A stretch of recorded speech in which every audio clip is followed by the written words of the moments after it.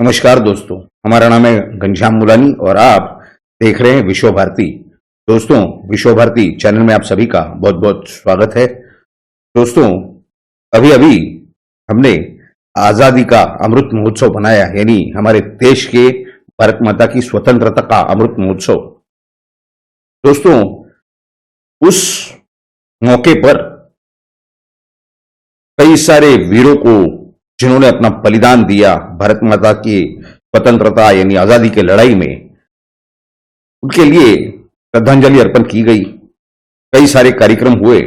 75वीं वर्षगांठ थी ये, यानी 75 साल कंप्लीट हो चुके भारत को स्वतंत्रता मिल करके।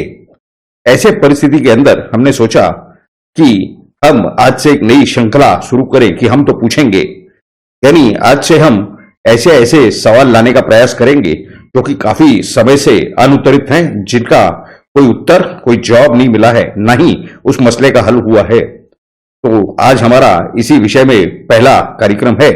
आज हम आपको ये बताने जा रहे हैं कि चाहे नेताजी सुभाष चंद्र बोस हो, चाहे लाल बाल पाल, या फिर सम्माननीय वीर सावरकर जी और जलियांवाला बाग में मारे गए कई हजारों नागरिक, भारतीय लोग, देश प्रेमी, ये सभी की जो कुर्बानी है ये बिल्कुल जाया नहीं जाएगी। आगे आने वाले समय में इस तरह का तो हमें आश्वासन दिख रहा है प्रधानमंत्री मोदी जी का, जिस तरह से भ्रष्ट लोगों के पीछे और ये पारिवारिक पार्टियां चला रहे हैं भ्रष्टाचार के लिए, उनके पीछे केंद्रीय एजेंसियां पड़ी हुई है। लेकिन आज हम इन सभी वीरों को, जिन्होंने अपनी प्राणों की आहुति दी, बलिदान दिया, उन सभी को हम दिल से कोटि कोटि नमन करते हैं। और अब हम आपको यह जानकारी देते हैं कि आज हम उस विषय पे जानकारी देने जा रहे हैं जिनके बारे में, जिनका बहुत बड़ा बलिदान है, जिन्होंने शायद ही मतलब उस समाज से, उस पूरे समाज का इतना बड़ा बलिदान है कि उसमें से कुछ लोगों ने तो अपना जीवन दे दिया, जीवन की बलि दे दी, जिंदगी की बलि चढ़ा दी देश के लड़ाई में। साथ ही साथ उनके पूरे के पूरे परिवारों ने भी आज तक त्याग किया है, यानी 75 साल से वो त्याग करते हुए आ रहे हैं। लेकिन उनके विषय में कहीं चर्चा, डिबेट, बहस, ये तो बहुत दूर की बात है, उनके विषय में कहीं बात भी नहीं की जाती। कौन है वो लोग, क्या है, इसी विषय में हम आपके साथ आज चर्चा करने जा रहे हैं। दोस्तों, अगर आपको याद होगा कि ये जो आजादी 1947 में मिली, इसके पहले अंग्रेजों ने जब तय किया मुस्लिम लीग के साथ कि देश के दो टुकड़े करने, विभाजन करना है, देश का पार्टीशन करना है धर्म के आधार पर, तो उस समय क्या तय हुआ था कि जहां पर मुस्लिम लीग को सबसे ज्यादा मतदान होगा, सबसे ज्यादा वोट मिलेंगे, सबसे ज्यादा उनके उम्मीदवार जीतेंगे, वहां पाकिस्तान बनेगा। वो क्षेत्र कौन सा था जहां वो जीते?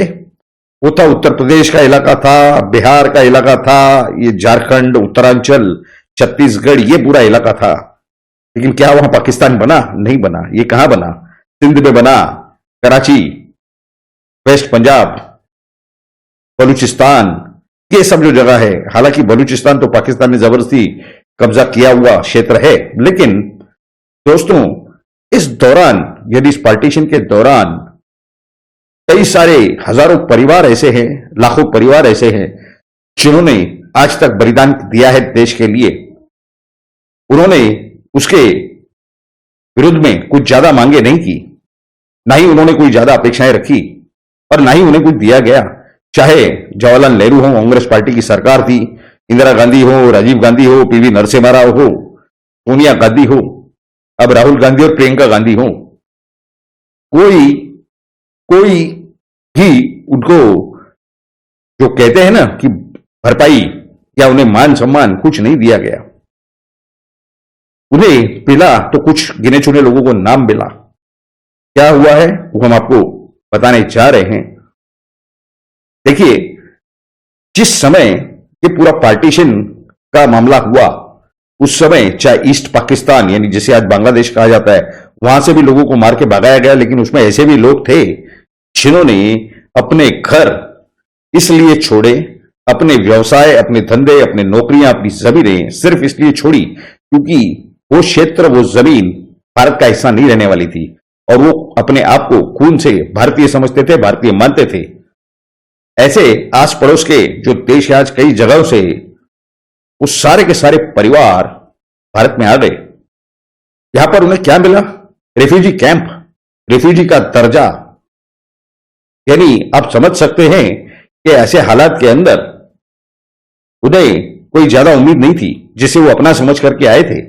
वहां पर कुछ नहीं मिल रहा था। ये जवाहरलाल नेहरू हो, इंदिरा गांधी हो, राजीव गांधी हो, ये लोग उनके लिए कुछ करने की बात तो छोड़ दीजिए इन रिफ्यूजीज के लिए, लेकिन इनका नाम तक नहीं लेते थे वो। इन्होंने जो कुर्बानी दे दी, यानी अपने पूरे परिवार के सारे जीवन को दांव पे लगा दिया। अब यह कहा जाता है कि उन्हें मार के भगाया गया। 10 या 20% लोगों को मार के भगाया गया था, बाकी सब स्वेच्छा से आए थे। इस विषय में कोई नहीं कहता।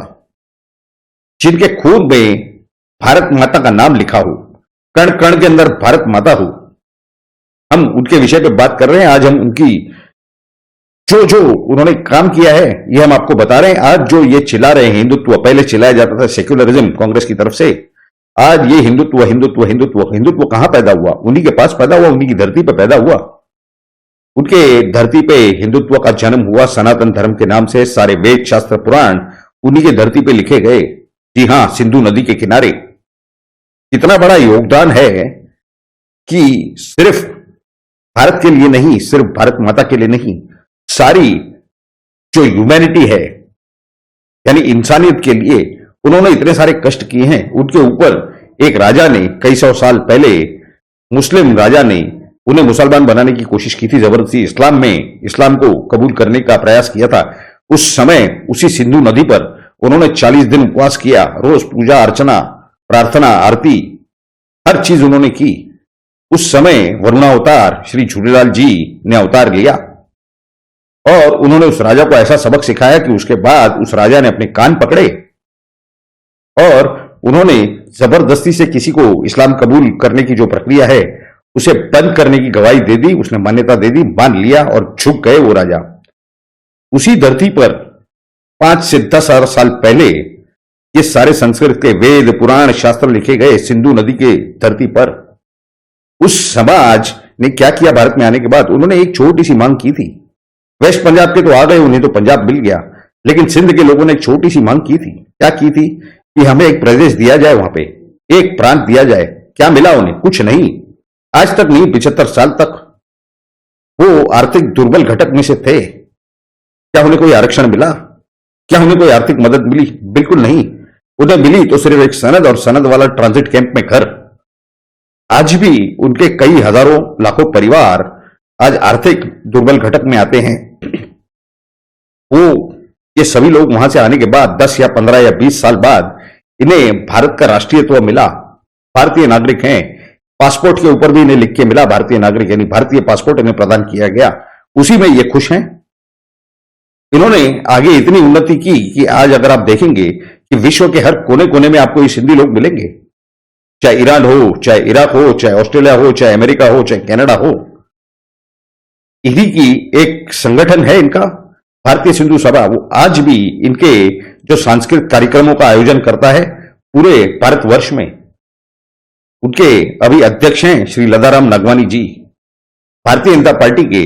वो मुंबई प्रदेश के प्रोटोकॉल रह चुके हैं, महाराष्ट्र प्रदेश के अभी भी वो प्रोटोकॉल इंचार्ज हैं। ये इसके आगे हम आपको एक और बात बताते हैं। एक और सिंधी थे, श्री हर्षु अडवाणी। महाराष्ट्र में मंत्री का दर्जा दिया था गोपीनाथ मुंडे जी ने उन्हें, शिवसेना भारतीय जनता पार्टी की युति की सरकार में। उनका भी निधन हो गया। एक और जो अभी जीवंत हैं, श्री लाल कृष्ण अडवाणी जी, यानी जिन्हें हम प्यार से LK अडवाणी भी कहते हैं। हम तो उन्हें प्यार से दादा कह के बुलाते हैं। ये उप प्रधानमंत्री बने थे, यानी डिप्टी प्राइम मिनिस्टर भारत के। 2014 से कहां हैं आज? आप हमें यह बताइए कि ऐसे कौन से सिंधी लोग हैं जिन्हें इस राजनीति के अंदर बड़ा ओहदा मिला। 1, 2, 4 लोग अगर 75 साल में अगर आप छोड़ देंगे तो बाकी कांग्रेस में 1 या 2 लोगों को मिला होगा, भारतीय जनता पार्टी में भी 1 या 2 लोगों को, ज्यादा से ज्यादा 3 तो हमने आपको नाम बताए। लेकिन कहीं कोई प्रदेश का अध्यक्ष बना, कहीं कोई प्रदेश का जनरल सेक्रेटरी बनाया गया किसी पार्टी में, मेन स्ट्रीम के अंदर कहीं नहीं। इन्होंने हर तरह का योगदान दिया। हर तरह का योगदान देने के बाद इनके हाथ क्या लगा? कुछ नहीं, नाराजगी। ऐसे ही पूरे हालत है। ये खुद के दम पे मेहनत से आगे आए, अपने बच्चों को बड़ा किया, उन्हें फॉरेन में भेजा, दूसरे प्रदेशों में, वहां पर उनकी पढ़ाई भी करवाई और आज आधे से ज्यादा उनके बच्चे फॉरेन में सेटल हैं। क्योंकि भारत के जो एक के बाद एक सरकारें आई, उन्होंने क्या किया, इनकी तरफ दुर्लक्ष्य किया, जिनका इतना बड़ा योगदान कि अपने परिवार के कई लोगों के तो वहां खून हो गए, लेकिन जो बच गए या फिर जिनके घर में कोई ऐसी घटना नहीं हुई, वो सभी लोग परिवार के परिवार वहां से निकल गए, कानपुर गए, उज्जैन गए, मुंबई गए। आप देखिए, मुंबई के नजदीक एक छोटा सा शहर है, जिला भी है, थाना, वहां पर कोपरी कॉलोनी नाम की जगह है, या फिर उल्लासनगर में कैंप है, वो क्या है, रेफ्यूजी कैंप है। कानपुर में कैंप है, उज्जैन में कैंप है, इंदौर में कैंप है। आप गुजरात में जाइए, गांधीनगर कैंप है। आप राजस्थान में जाइए, जयपुर में कैंप है। आपको हर जगह ये सिंधियों की बस्ती मिलेगी। कहने का मतलब यह है कि आज उनकी परिस्थिति ऐसी है कि राजनीतिक जो फोरम है, जो एक दर्जा उन्हें मिलना चाहिए, कि जो भारत को अपना समझते हैं, उन्हें क्या किया जाता है, लताड़ के साइड में बिठा दिया जाता है। उनके लिए अपने पार्टी के अंदर ये लोग विभाग बनाते हैं सिर्फ मतदान लेने के लिए, सिंधी विभाग या कहीं पे सिंधी सेल। और ये सब किसके लिए, कब उपयोग में आते हैं सिंधी सेल और उनके पदाधिकारी? सिर्फ वोट मांगने के टाइम इन्हें इनके बस्तियों में, इनके जो सिंधियों के इलाके हैं वहां पर ले जाकर के घुमा जाता है। आज सिंधियों को क्यों इस तरह से गुमराह किया जा रहा है या दरकिनार किया गया है, ये बहुत ही बड़ा सवाल है। जिनके लाखों लोगों ने बलिदान दिया भारत की आजादी के लिए, अगर वो वहीं पर लड़ जाते और पाकिस्तान वहां बनने नहीं देते तो क्या हशर होता। तो उन्होंने क्या किया, उन्होंने स्वयं वो जगह छोड़ दी और भारत के अंदर आ गए। जो लोग आज हिंदुत्व की बात करते हैं, हिंदू धर्म की बात करते हैं, यानी सनातन धर्म की, उन लोगों ने क्या किया, कुछ नहीं किया। अब तक लोग इंतजार कर रहे हैं कि जिस धरती पर हिंदुत्व का जन्म हुआ, यानी सनातन धर्म का, सारे वेद शास्त्र पुराण और ये सभी जो आधार हैं सनातन धर्म के या हिंदू धर्म के, इनके जो वंशज हैं आज, इनके लिए क्या किया जा रहा है भारत में? कुछ नहीं किया जा रहा है। आर्थिक दुर्बल घटक में नहीं है, उन्हें कोई आरक्षण नहीं है, उन्हें किसी तरह की सहूलियत, कोई फैसिलिटी नहीं दी गई है।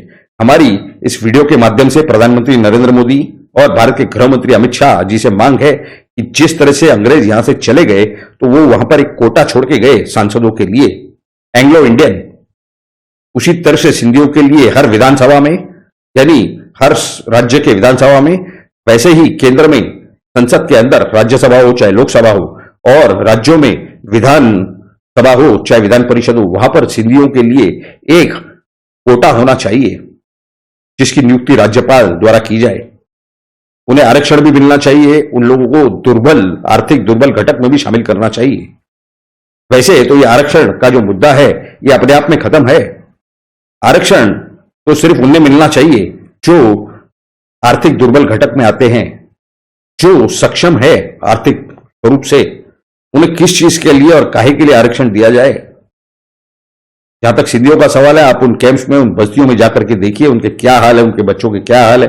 और 75 साल के बाद अगर ये आज जो परिस्थिति हमें देखने मिल रही है, इसके लिए कौन जवाबदार है, ये सोचना आपका काम है, हमारा कर्तव्य है, हमारा काम है आपके सामने सवाल रखना, सरकारों के सामने सवाल रखना। हम तो पूछेंगे। तो ये श्रृंखला आज से अब शुरू हो चुकी है। आप सभी लोगों से हमारा निवेदन है कि अगर आपको जानकारियां अच्छी लगी हो तो जरूर नीचे कमेंट बॉक्स में लिख करके आपकी राय हमें जरूर आप बताएं। साथ ही साथ अगर आपको ये जानकारियां अच्छी लगी हो तो इस वीडियो को लाइक करें और ज्यादा से ज्यादा शेयर करें। आप ही का विश्व भारती चैनल है, इसे जल्द से जल्द सब्सक्राइब करें। आप सभी लोगों ने इस वीडियो को पूरा अंत तक देखा, इसके लिए आप सभी का बहुत बहुत धन्यवाद। भारत माता की जय, जय हिंद।